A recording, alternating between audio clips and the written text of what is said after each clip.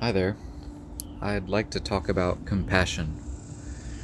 I'd like to talk about how so many of us are doing things and stressing ourselves out and exerting all this effort so that we can accomplish stuff, so that we can love ourselves once we've accomplished enough and everyone else has seen that we've accomplished enough. And, I've worked with so many people and I've had a lifetime of experience myself and seen it in so many friends and society where it's like they look drained, they look haggard, they look worn out.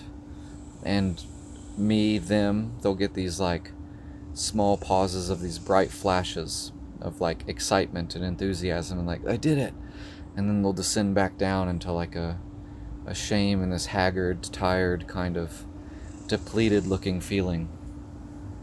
And yeah, biologically, it's like adrenal fatigue, it's too much stress, but spiritually, it's like the harder that you work to be loved, the more you communicate to yourself that you're not worthy of love as you are. And so you spend the majority of your time practicing being not worthy of love so that you can be worthy of love at the end. And so what happens when we practice something? Well, we usually get pretty good at it. So if we spend 98% of the time practicing not being good enough and working really hard to be good enough, well, that's actually what we're getting good at, not being lovable. Being lovable is a practice that we do as we are. And so I always help clients I'm working with and myself to try to integrate a love for the self and a love for the world and a love for people as the way that we're doing something, as the cause for why we are doing anything. I like the analogy of a mother with her child.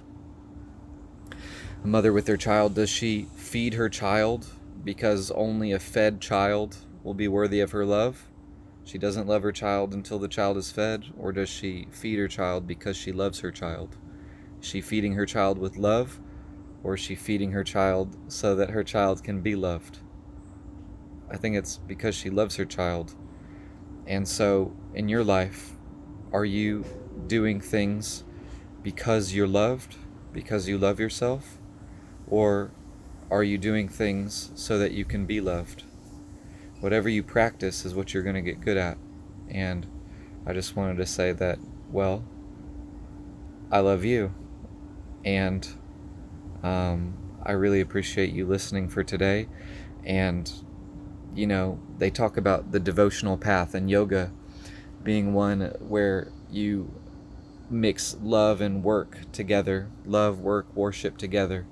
And yeah, so if you can always try to remind yourself as much as you can that you're doing what you're doing because you love yourself instead of so that you can get loved, you slowly start to practice that everything you do is coming from a place of because you love yourself and because you love other people. So I love you. Thank you for listening, and let me know any of your thoughts and what this brings up for you.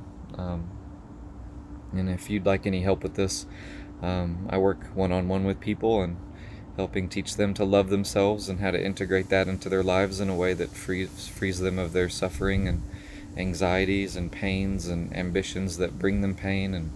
And so if you're interested in that, like, reach out and message me, find a way to communicate with me, and let's talk. But besides that, I'd love to hear what you think about what I've said and how it rings true for you, and whether you agree with it or not. And yeah, let's talk. Let's have a little conversation. So this has been Jonny Wyld, and I love you very much. Bye bye.